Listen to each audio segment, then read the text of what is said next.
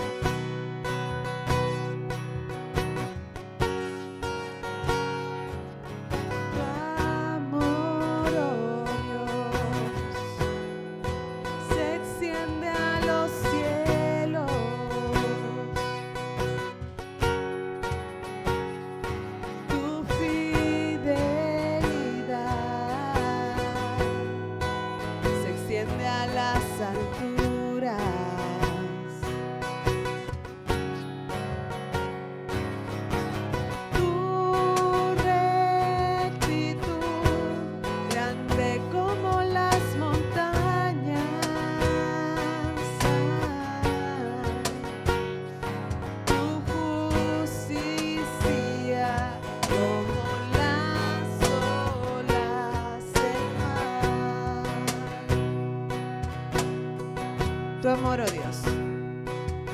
Tu amor, oh Dios, se extiende a los cielos.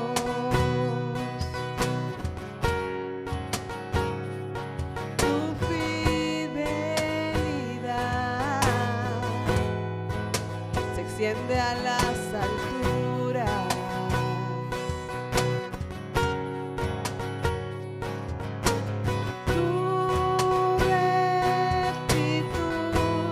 Grande como las montañas,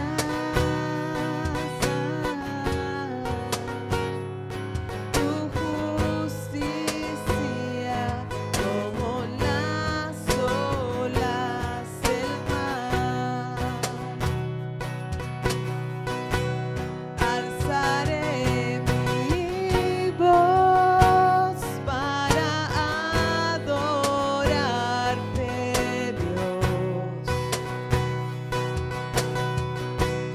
Hallaré mis fuerzas a la sombra de tus alas.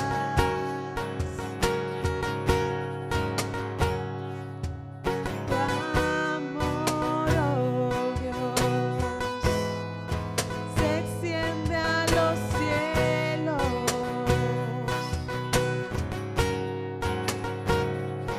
Tu fidelidad se extiende a las alturas.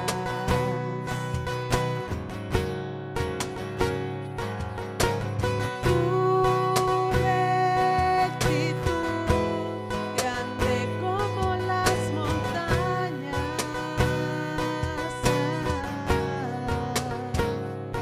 Tu justicia como las olas del mar. Alzaré mi voz para adorarte, Dios. Hallaré mis fuerzas a la sombra de tus alas. Alzaré mi voz para adorarte, Dios. Hallaré mis fuerzas a la sombra de tus alas.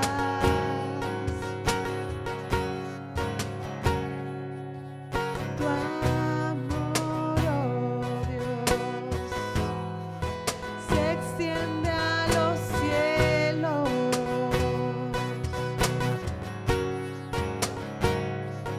Tu fidelidad se extiende a las alturas.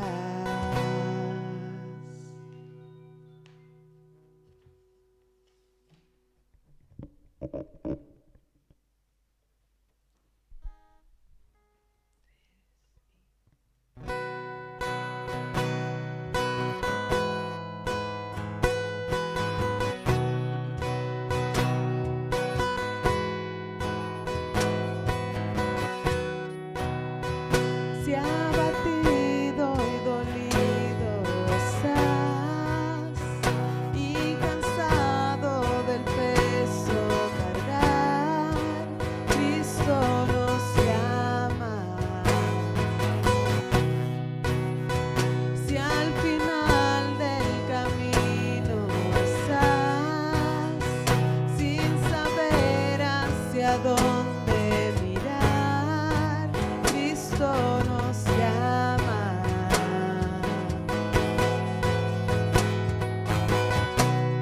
Ven ante su trono, el Padre nos recibirá con sangre preciosa.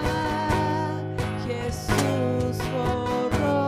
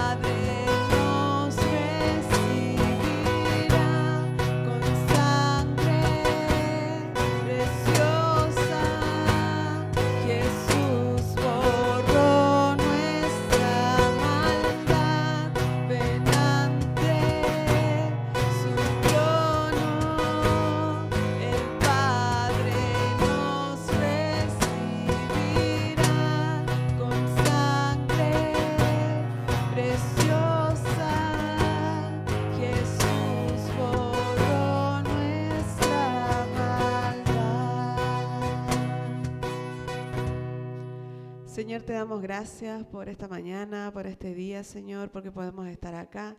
Te pedimos que sea tu Espíritu Santo guiando la comunión, Señor, guiando el estudio y todo lo que hagamos. En el nombre de Jesús. Amén.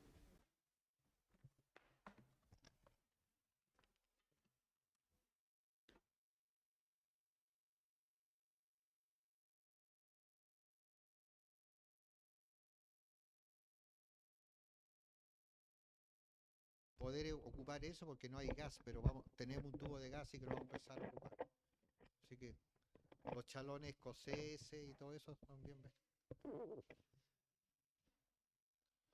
como los abuelitos que van a ver a Iron Maiden, van todos con su chalón al lado. Ya, bienvenidos y démosle, démosle.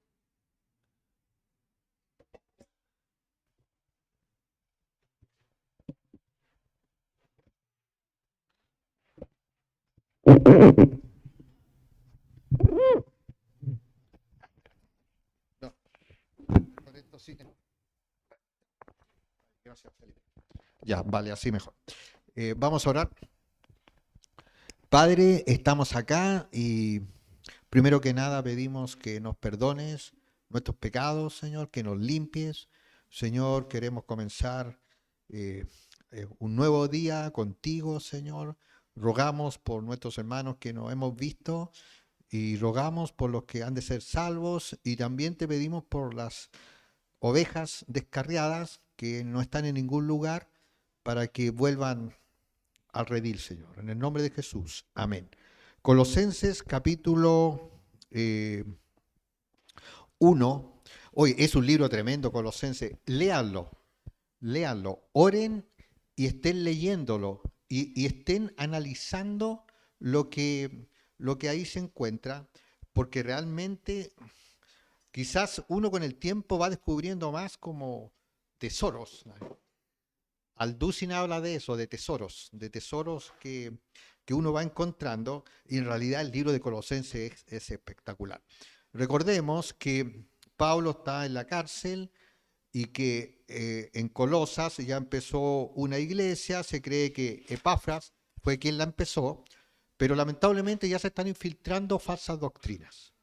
Lamentablemente ya hay como una mezcla. Es como esta cosa que pasa muchas veces dentro de la iglesia, que hay como algunos que llegan, pero vienen influenciados por supuestamente un conocimiento superior. O sea, como que hay algo más profundo, como que hay algo que está ahí y que quienes enseñan la Biblia y los pastores no lo conocen y ellos traen como una nueva revelación de algo más trascendente, una cosa así. Y una de las cosas que estaban diciendo es que Jesús en realidad no era Dios, era un maestro así, algo como un iniciado, como un gurú, una cosa así, alguien. Y tenían toda una cosmovisión de lo que significa el mundo espiritual, el mundo espiritual, y también cómo el cristianismo, que era la verdadera espiritualidad, cómo podía ser, podríamos decir, podría ser como eh, alimentado, podía ser un cristianismo más importante, más fuerte, si permitía que estas formas filosóficas y pseudo espirituales se aliaran con el cristianismo. Esa era la gran batalla de Pablo. Y Pablo estaba encarcelado, así que tenía que luchar en contra de eso. Por lo tanto, Cristo era un ser importante espiritual, pero no era Dios. No era el único camino para ser salvo. Algo que hasta el día de hoy lo vemos. O sea, nosotros vemos toda una espiritualidad que flota alrededor y que algunos toman a Cristo como un ser espiritual, pero no Dios y tampoco el único mediador. Entonces esa era como la problemática de fondo. Y lo que va a hacer aquí Pablo es enfatizar la figura de Cristo como único puente entre un Dios santo y el hombre pecador. Y va también a refutar, y va a refutar, pero así de una manera contundente, de que Cristo es Dios. Porque ese era el gran problema. Ahora, fíjate que, por ejemplo, los testigos de Jehová ellos dicen que Cristo no es Dios. Y en muchos de estos cultos esotéricos que han decaído, ¿te acuerdas que antes estaba la escuela Nueva Acrópolis? Que antes estaba en todos lados y tenían unos edificios tremendos, y diferentes escuelas filosóficas no negaban a Cristo como un ser espiritual, pero no decían que era Dios y que era el único medio para ser salvo. Entonces, si se dan cuenta, la problemática igual siempre ha estado ahí inmersa en medio de la guerra espiritual. Versículo 15 dice: Él es la imagen del Dios invisible, el primogénito de toda creación. Es una tremenda declaración de Pablo. Él afirma la naturaleza divina de Cristo. Él es la exacta representación de Dios y en Él se revela a Dios. Entonces, ¿qué está diciendo Pablo? Pablo está diciendo: Cristo es Dios. Cristo es la revelación de Dios. Él es la imagen del Dios invisible. Es el primogénito de toda creación. Y esto es una cosa, primogénito de toda creación. Busqué eso porque lo encontré y dije, oye, ¿cómo será eso? Y lo busqué en los comentarios y no sé cómo será realmente porque los comentarios se los saltaban. Porque es complejo, o sea, Él es la imagen del Dios invisible, eso lo tenemos claro, el primogénito de toda creación. ¿Qué significa eso? Que, que, que Dios, que Cristo es desde el principio. Pero ¿cuál es el punto ahí? Es que Cristo siempre ha existido. Entonces nosotros, ¿cómo podemos ver esto? En el sentido que Cristo, como el segundo Adán, es el primogénito, hombre redimido, el hombre a la imagen de Dios, como Cristo humano terrenal, siendo 100% Dios y 100% hombre. Porque nosotros sabemos que Adán falló. Por eso que la Escritura dice que Cristo como el postrer Adán. Entonces es el primogénito del hombre redimido a la imagen de Dios. Fíjense que esto es interesante porque nosotros vamos a ser redimidos a la imagen de Dios. Y fíjense que estaba viendo también algo que de repente nosotros no pensamos mucho, por ejemplo en el milenio. El milenio va a ser algo, el milenio va a ser, nosotros vamos a estar en el milenio, pero en el milenio va a haber gente, van a haber personas. ¿Cómo va a ser? ¿Va a haber tecnología? ¿Cómo van a ver las plantaciones? ¿Cómo se van a construir las casas? Si se dan cuenta, eso es espiritual, pero es terrenal. Va a haber gente que va a nacer y va a morir en el milenio. Pero ¿cómo es entonces eso? ¿Cómo nosotros podemos pensar que exista un mundo donde Cristo reina y donde básicamente es espiritual, pero también hay algo que es físico? Entonces, cuando miramos ese tipo de cosas, nosotros realmente llegamos a entender que Dios se revela en Cristo, nos da un mensaje de espiritualidad que no conocido, nos habla de una reconciliación entre el hombre pecador y Dios y nos introduce al hombre renacido. Y eso es lo que hace que uno sea un cristiano, el nacer de nuevo. Y fíjate que esto estaba, mira, he conversado con 2 pastores esta semana y todos están, incluso estuvimos conversando con un matrimonio de un pastor y el yerno de él nos contaba cómo son las nuevas generaciones en la universidad. Y decía que los pocos cristianos que llegan a la universidad están totalmente intimidados. Y están intimidados porque no son preparados ni entrenados para enfrentar toda esta invasión ideológica que hay. Entonces, la mayoría, mira, es muy terrible porque algunos mantienen su cristianismo pero son como secretos. Y otros simplemente no son cristianos porque ellos dicen que son cristianos pero a la vez son ideológicamente de izquierda. Entonces, en el fondo no son cristianos, porque el cristianismo no es neutral. O sea, ninguna persona cristiana realmente va a creer que estar a favor del aborto, creer en una cosa de justicia social que nosotros sabemos que no es justicia social. O sea, entonces, y este joven me decía algo, y hay otra generación, y la esposa de él es periodista, me decía que la otra generación que hay ahora, porque yo le decía, ¿cómo son los jóvenes de ahora? Porque en Calvary Chapel ya no existen jóvenes, ¿se han dado cuenta? En ninguna Calvary Chapel, en Chile por lo menos, no existen. Los jóvenes tienen entre 40 y 45, algunos ya están llegando a los 50. Entonces, él me decía, mira, yo le decía, pero ¿cómo son? Me decía, mira, hay un potencial, pero son indolentes en todo. No les interesa nada hasta el punto que ellos son tocados. O sea, son indolentes, no quieren esforzarse, no quieren desafíos y no les interesa nada, pero cuando son tocados ellos, entonces ahí como que recién, y me decía una cosa, tienen potencial, pero no les interesa eh, hacerlo. Y eso, si se dan cuenta, también dentro de la iglesia. No está ese fuego y esa pasión que existió en los 60, en los 70, en los 80, incluso en los 90, los jóvenes cristianos iban adelante. Y la otra cosa que conversábamos es que la mayoría de la iglesia donde hay jóvenes no son chilenos, son extranjeros. Entonces, conversábamos acerca de que tenemos que orar por nuestro país para que haya un despertar. Porque si no hay un despertar espiritual, el país se va a hundir, porque lo que sostiene a los países no es ninguna cosa política, de ningún lado, es que haya cristianismo. Entonces, cuando Pablo está haciendo esta defensa del verdadero cristianismo, está diciendo, Cristo es el centro. Cristo quien debe ser nuestro motivo de adoración, nuestro motivo de enseñanza, porque otra cosa que también nos dimos cuenta, y que estuvimos una vez acá estuvimos acá una vez en una cosa cuando vino este, mm, ah, este, no sé si es colombiano este hombre, el Rigoberto, ¿cuánto se llama? Rigoberto Hidalgo, que fue espectacular. Y nosotros vimos muchos jóvenes. Y yo dije, si conozco a un joven lo voy a mandar para acá. Menos mal que no conocí ninguno y no lo mandé para allá. Porque, primero que nada, los jóvenes que estaban sirviendo ahí la mayoría no eran chilenos. Pero lo más peligroso de todo es que después descubrimos que ahí hay falsa doctrina. Lluvia de oro.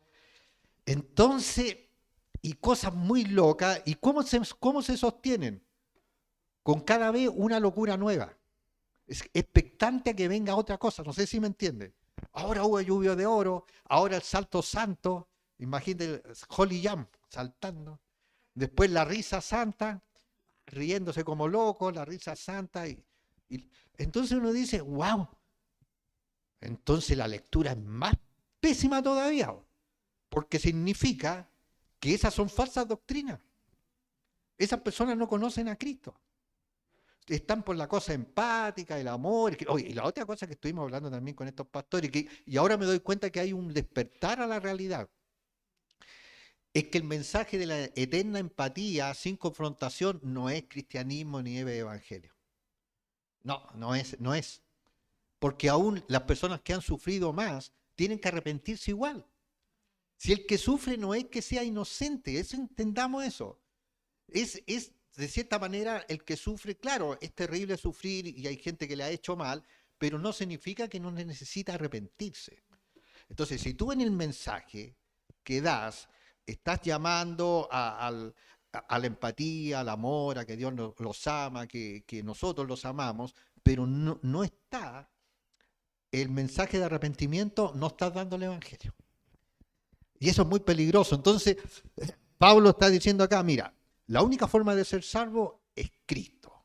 Él es 100% hombre, 100% Dios. Él es la imagen de Dios. Él es, además, la perfecta representación de Dios. En Él se revela a Dios. ¿Se acuerdan cuando le preguntaban los judíos y los fariseos le preguntaban a Cristo, muéstranos a Dios?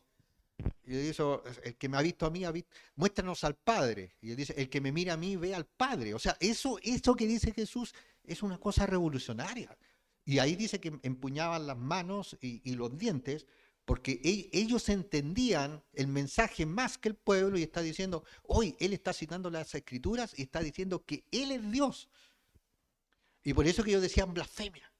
Entonces, cuando Cristo habla de esos mensajes, va más allá de lo que la gente en común veía. Va él está hablando acerca de sí mismo como el Mesías. Y los fariseos, los maestros de la ley lo sabían y lo odiaban, porque la verdad siempre va a ser odiada. Entonces conversaba con estos jóvenes y yo le dije, realmente hay que entrenar jóvenes, porque yo le dije, ¿qué piensas tú? Mejor sería no ir a la universidad, tener como hacen algunos, muchos hijos de gringos comprometidos con Cristo que hacen negocios, como especies de pyme, todos como alternativo, porque de verdad, otro joven conversé que está en el liceo. Oye, viejo, qué terrible, o sea, los libros que le hacen leer, o sea, es una invasión salvaje y además, ¿cómo se defiende el joven? Porque algunas veces ni siquiera los papás los defienden. O sea, los papás se quedan callados cristianos, no dicen nada. Entonces dije, wow, esta cosa es más fuerte de lo que pensamos. ¿Cómo un joven de 17 años que es cristiano realmente va a un colegio donde nadie es cristiano, donde no son los profesores, donde hay una burla? Como se dice, hay que tener pantalones para algo así, ¿cierto? Entonces algunos o se quedan callados, otros son objeto de bullying y otros simplemente se mantienen ahí. Y me saco el sombrero, porque eso no lo hace cualquiera, ¿cierto? Mira lo que dice el 16, porque en él fueron creadas todas las cosas. En Cristo fue creado todo lo que existe, las que hay en los cielos y las que hay en la tierra, visibles e invisibles, sean tronos, sean dominios, sean principados, sean potestades, todo fue creado por medio de él y para él. Ahí en el 16 Pablo hace otra tremenda declaración, que existe el mundo espiritual, que estos tronos y dominios son todo un orden de ángeles, seres celestiales. Por ejemplo, cuando Ezequiel vio esa rueda y vio un ser espiritual que estaba lleno de ojos. Uno dice, ¿cómo un ser espiritual? Nosotros estamos acostumbrados a angelitos gorditos con una alita, ¿cierto? Pero no un ser gigantesco lleno de ojos. Pero también existen potestades, dice, principados, toda una hueste espiritual. Y mira, esto conversábamos también, pues, realmente fue muy buena la conversa con este loquillo, que está metido, él es ingeniero en audiovisual. Y me decía que a él le interesaba el arte, pero que el arte estaba en manos de quién, sabemos nosotros, de Satanás. entonces, entonces eh, él me decía cuando yo le dije esto, oye, me decía, me dijo así, y le encontré razón, me dijo, yo creo que no es por ahí donde hay que ir. Hay que entrenar bien a los pocos jóvenes cristianos para que vayan a la universidad y no se avergüencen de su fe, pero tengan buenos argumentos. Tengan argumentos sólidos, argumentos creíbles, porque los tenemos, pero no se le enseña la palabra de Dios a los jóvenes. Mira, el otro día escuché un pastor que decía, en la escuela dominical, algunos ya están diciendo, si en algún momento funcionó, no es que los niños se entretengan en la clase de los niños, es enseñarles cosas reales de la Biblia, como son, y seguir enseñándoles. Entonces, la batalla que tenemos es una batalla que Pablo la sufrió en su época.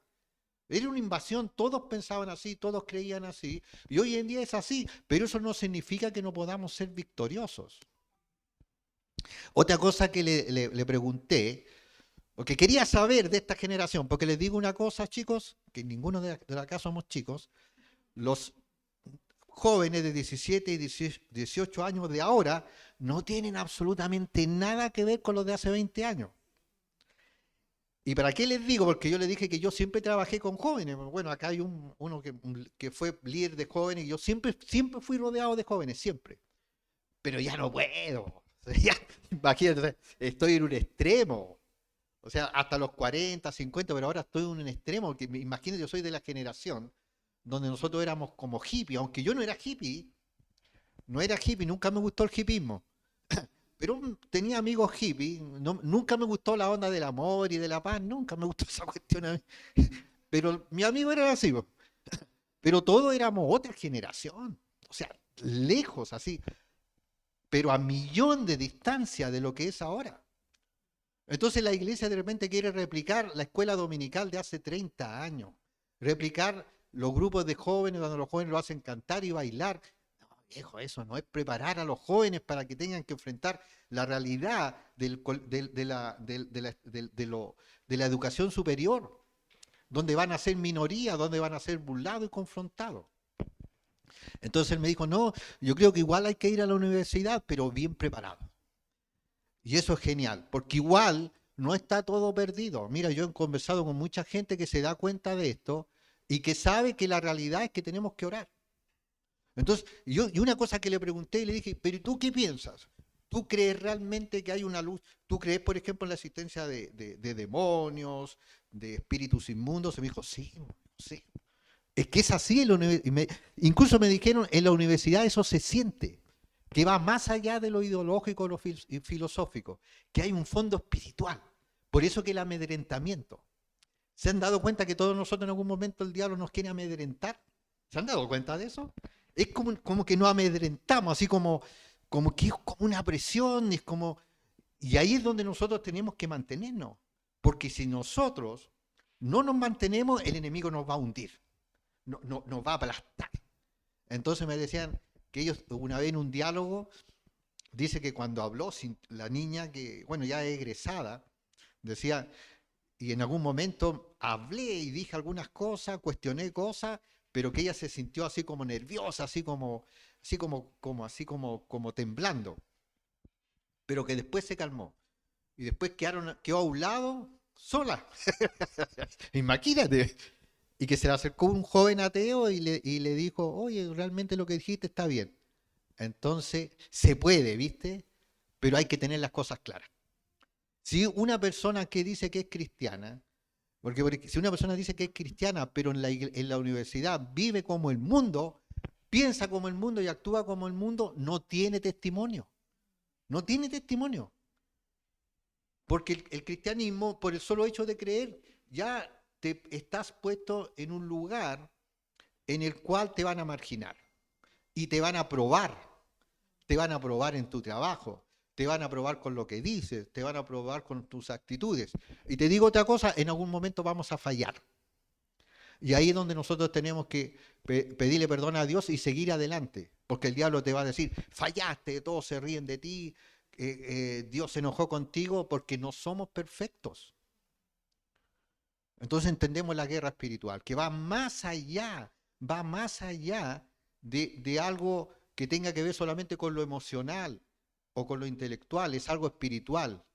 Yo creo que si nosotros pudiéramos ver espiritualmente, nosotros veríamos cómo cuando salimos de la casa para venir a la iglesia, antes, cómo los demonios te están diciendo, quédate, no, piensa en esto, te acuerdas de algo, algo que te horroriza de ti mismo, del mundo antiguo, y están los demonios diciéndote cosas, por acá, por allá.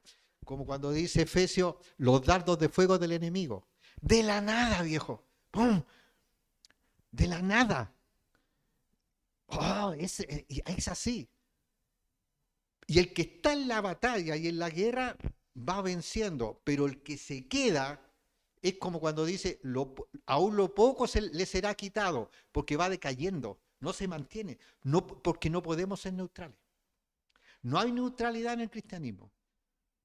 O estás en Cristo o no estás en Cristo. La Biblia lo dice, a los tibios los vomitaré de mi boca.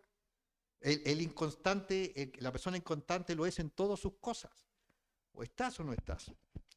Entonces Pablo le está diciendo ahí a los cristianos de Colosas, miren, no es un maestro ascendido, no es que por el camino de la renunciación o el camino del ascetismo o el misticismo que nosotros nos acercamos a Dios, solamente puede ser por medio de Cristo, porque Él es superior a todo ese mundo espiritual que existe y que batalla en contra del cristianismo. Otra cosa interesante que hizo el diablo, la cosmovisión. Y que le pregunté al joven, y dije, ¿qué piensas tú acerca de cuál fue el problema del cristianismo por ahí por 1800? Y él me dijo que la evolución, la evolución, la ilustración y el racionalismo, porque esas tres cosas promovieron el anticristianismo. La evolución, los más fuertes son los que perduran, ¿cierto? El racionalismo, todo hay que racionalizarlo. No existe un mundo espiritual. No hay vida después de la muerte. No hay Dios ni hay diablo. Pero sabemos nosotros que no es así. Que existe un mundo espiritual, que hay Dios y que hay diablo. Entonces el enemigo logró quitar el concepto que había de un mundo espiritual y del concepto de Dios, lo logró, lo barrieron. Lo barrieron por medio de la educación, lo barrieron por la cuestión también de la revolución industrial, lo barrieron. ¿Y qué pasó con algunos cristianos que se amedrentaron y trataron de hacer casar la Biblia en el mundo de ellos? Y ese fue el gran error, porque lo que dice la Biblia es la verdad. Nosotros no tenemos que dudar de la verdad. Mira lo que dice después, él dice, y él, en el 17, es antes de todas las cosas, y todas las cosas en él subsisten. Subsisten por medio de Cristo. Cristo es el primogénito de todos. Es la imagen de Dios. Todo subsiste por medio de Cristo. Subsiste por medio de Cristo. Eso nosotros no tiene que ser algo que yo creo que subsisten por medio de Cristo. No, yo sé internamente que subsisten por medio de Cristo. No te mueves de tu lugar. Tu fe, si está basada en la palabra de Dios, no te vas a mover, no te vas a mover. Pero si tú no estás en la palabra de Dios, no estás viviendo una vida cristiana, no te estás congregando, no eres parte de una congregación, tu fe va a ser débil. Porque vas a ser constantemente bombardeado por todo este tipo de cosas. Porque los argumentos muchas veces son buenos. Porque no desechemos, hay argumentos buenos acerca del sufrimiento, acerca del mal. Algunos argumentos son buenos. Pero nosotros sabemos cuál es el origen del mal. Es el pecado. ¿Cierto? Entonces, nosotros no tratar estuvimos hablando también de lo que es la psicología. Cuidado con eso, viejo. Si nosotros pensamos que hay algo que Dios no puede hacer con una persona, entonces estamos fallando. Porque Cristo es suficiente. Y mire lo que me dijo este joven, porque era bien inteligente el loquillo. En un momento me dijo que él estuvo yendo harto a un psicólogo, y era de una iglesia, se apartó de Dios, estaba yendo a un psicólogo y que de repente el psicólogo le decía cosas, pero que él las tomaba y no las tomaba, pero que una vez, porque él era muy ansioso, él luchaba con la ansiedad y no hablaba con la gente. Bueno, parece que todos los jóvenes no hablan con la gente, hablan con la inteligencia artificial. Y dice que de repente estaba en la casa y leyó la escritura donde dice, no me acuerdo textualmente cómo era, pon en mí toda tu ansiedad, ¿cómo era? Algo así. Y tu ansiedad. Algo ese. Y dijo, y el problema de él era la ansiedad. Y dijo, Señor, me arrepiento, pongo en ti mi ansiedad. Y me dijo, y Dios me sanó, dijo. Y Dios me sanó. Entonces yo dije, wow, viejo, qué bien. Y yo le dije, yo siempre promuevo eso. Yo sé que es difícil, porque estructuralmente, mira lo que te digo, estructuralmente todos pensamos, dudamos de Dios y pensamos que una persona nos va a mejorar. Y yo lo vi varias veces en mi trabajo, que hay matrimonios que asisten a psiquiatras y a psicólogos para que les solucionen sus matrimonios. Pero esos psiquiatras y esos psicólogos tienen un desastre en sus matrimonios. Me acuerdo un doctor que le daba consejos y él se había casado con una mujer joven, había dejado su esposa y se había casado con una joven que todo el mundo sabía que tenía amantes por todos lados. Y él estaba diciendo al matrimonio, entonces uno decía, la gente no quiere creer, a la gente le gusta autoengañarse y le gusta depender de cosas que nunca la van a sanar, porque se crea en un momento esta como relación tóxica con tu sufrimiento. Y él me decía, yo me sané, me dijo, de verdad, leí ese texto y lo apliqué y dije, y me sané. Y no quiere decir que todo sea fácil, pero se sanó y él se ve bien y con una claridad así aguda. Y yo dije, pero que esto es así, pues si el cristianismo hace a un joven agudo, lo hace inteligente. Estamos hablando de cristianismo, ¿no? De lugares donde la gente ve oro, se tira al suelo. Han visto videos donde de repente uno sale corriendo por acá, cae arriba de eso, se levanta, se pone a saltar arriba, el otro cae al suelo y otro corre para allá. Claramente eso es una locura, no tiene pie ni cabeza. Nadie, alguien que vaya por primera vez dice que esta gente está loca y realmente está loca. No, estamos hablando de cristianismo. Entonces mira lo que dice después. Y él es la cabeza del cuerpo, que es la iglesia. Cristo céntrico, Cristo está en la cabeza, nosotros somos el cuerpo. El que es el principio, el primogénito de entre los muertos, el primero que ha resucitado. Eso les quería decir, que vamos a resucitar nosotros. Nos vamos a encontrar con nuestros seres queridos y amigos que han estado en Cristo. ¿Han pensado eso, que vamos a resucitar? En algún momento vamos a resucitar, en algún momento vamos a estar en el cielo, después vamos a estar en el milenio, vamos a ver a Cristo, no va a haber dolor ni sufrimiento. Y yo digo, ¿cómo será eso? Porque no lo entendemos bien. Nosotros vivimos en un mundo espiritual, pero básicamente terrenal. Pero en algún momento vamos a resucitar. Yo pienso, yo de repente digo, en 100 años más no voy a estar acá. Bueno, me estoy dando mucho, ¿ya? En 100 años no voy a estar acá. No, en 30. Es que mi familia son longevos todos. Todos llegan a los 100 años, oye, ¿por qué mi esposa hace así? Como que no. ¿Por qué no te gustaría cuidar a un viejito de 100 años? ¿Qué más bonito que cuidar al marido hasta los 100 años? ¿O no? No, mire, brothers, les digo una cosa, la vida que nos espera es espectacular. Es real, es real, es real, es real. Los cristianos nos afanamos tanto por este mundo, sufrimos tanto por este mundo, pero el mundo del cual Cristo nos predicó, como Él mismo dijo, mi reino no es de este mundo. Nunca vamos a ser completamente felices en este mundo, nunca, ni aún siendo cristianos. No está diseñado esto así porque este mundo va a ser transformado completamente.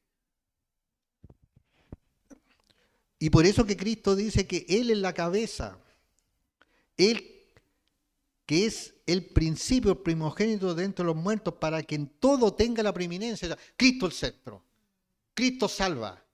Eso lo decía una iglesia, Cristo salva, Cristo sana, Cristo santifica, Cristo transforma, Cristo es todo. Eso es lo que le está diciendo Pablo. No es que sean místicos, que estén todos los días ayunando, que estén haciendo abluciones y palabras raras. No, Cristo es el centro y esta es nuestra predicación. Él me hablaba, el pastor que van a ir de nuevo a la avenida Brasil, donde dice que se burlaban y se reían de ellos. En la calle Brasil, que es una cosa... Me decía, y se reía, o decía, no, si algunos hasta estaban enojados. Yo digo, ¿por qué hay tanto rechazo a la luz? Porque las tinieblas chocan con la luz.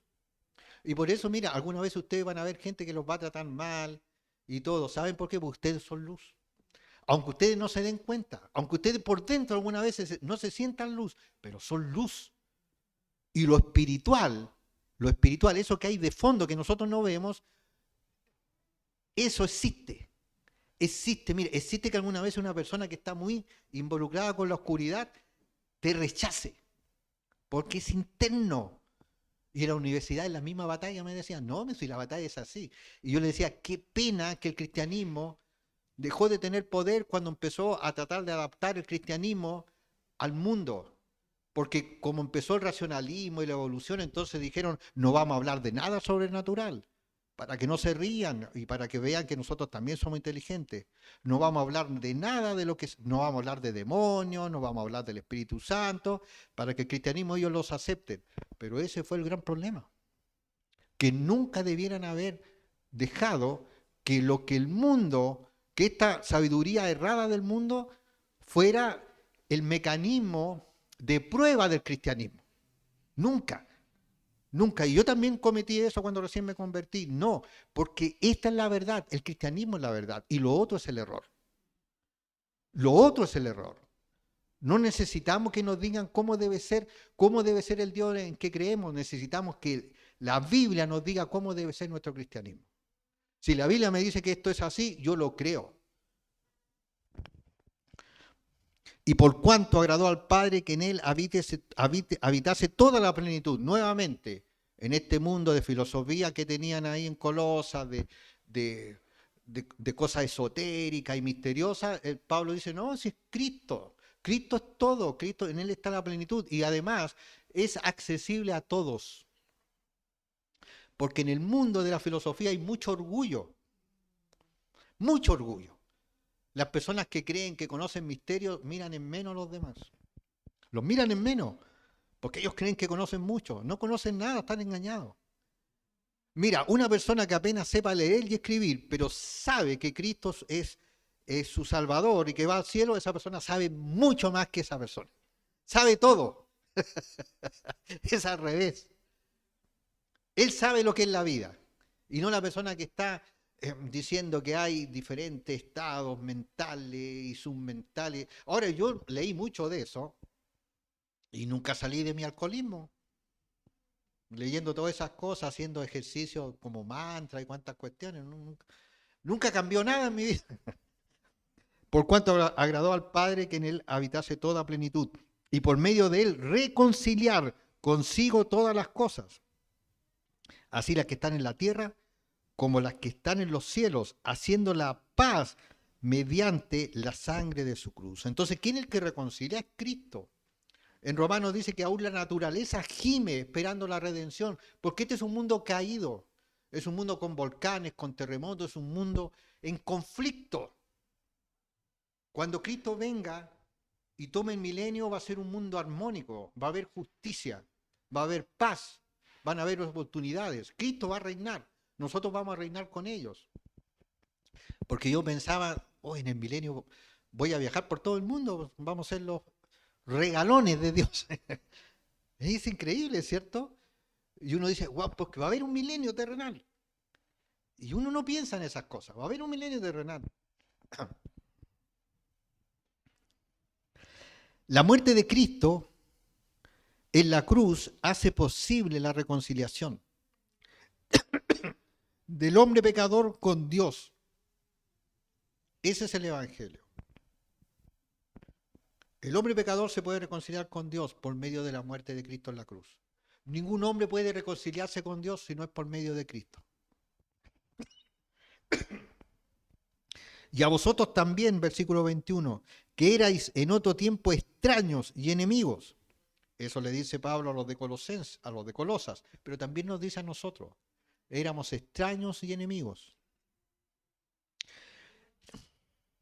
En vuestra mente, ¿se dan cuenta que ahí está la batalla? En vuestra mente, haciendo malas obras, ahora os ha reconciliado. Mira, es que Cristo no solamente te ofrece perdón, sino que restaura y transforma tu vida. Porque el joven me decía, yo le hablé de como cuando yo me arrepentí y habían otros jóvenes, todos dijeron sí. Uno primero tiene que arrepentirse de sus pecados. Uno primero tiene que arrepentirse de sus pecados. En su cuerpo, dice, haciendo malas obras, ahora os ha reconciliado. En su cuerpo de carne, por medio de la muerte, para presentaros santos y sin manchas e irreprensibles delante de él. Nosotros, Dios nos ve santos y sin mancha por medio de la muerte de Cristo. Y de esa manera somos irreprensibles.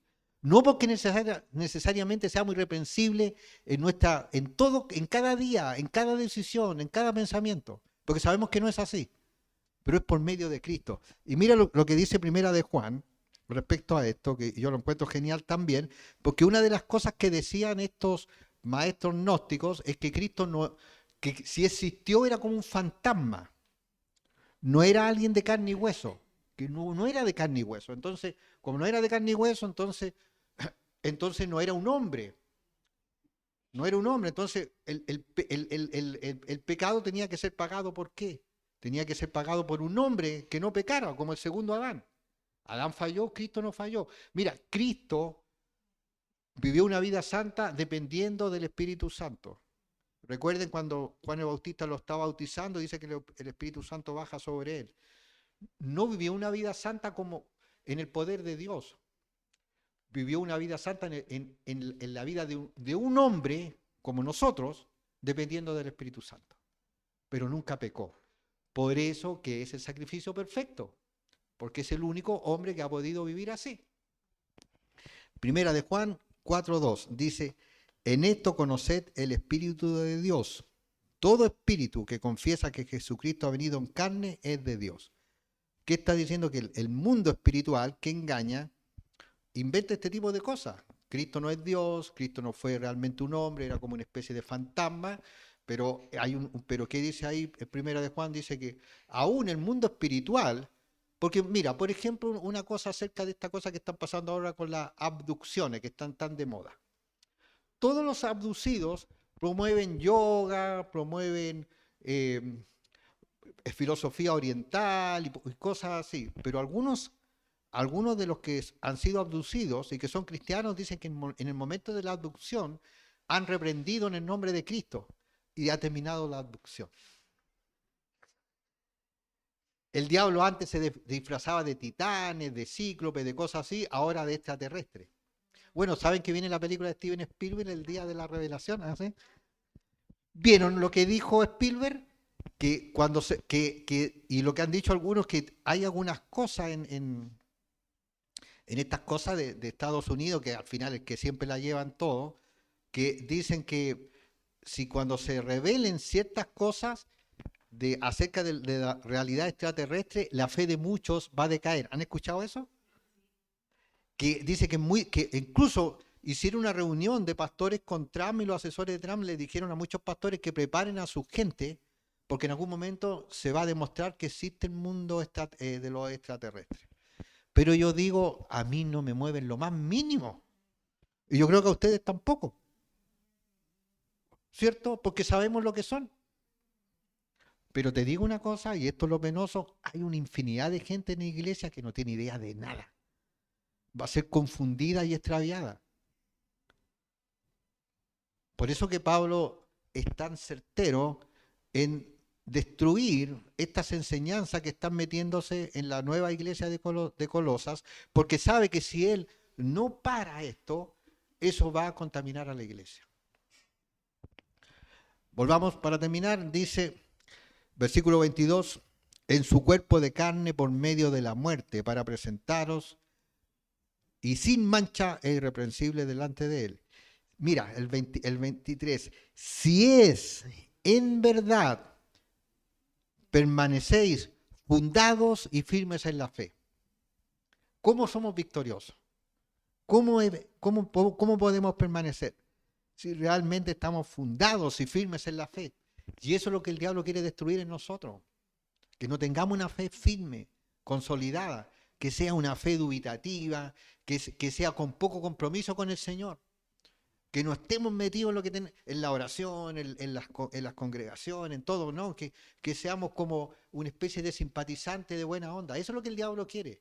Porque la victoria está en permanecer firmes y arraigados.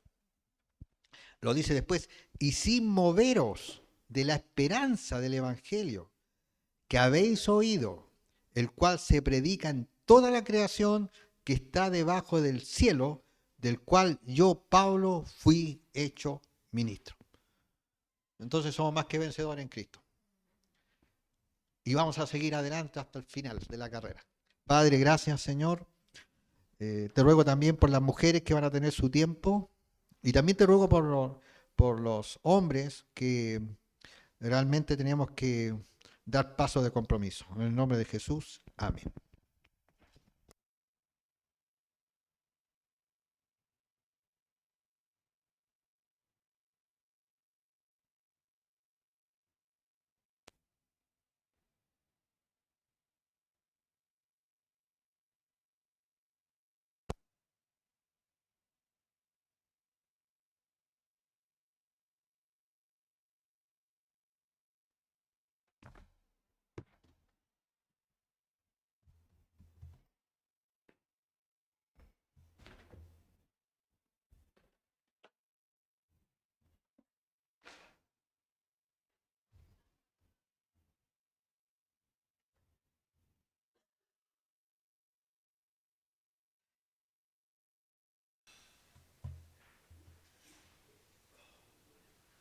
ponemos de pie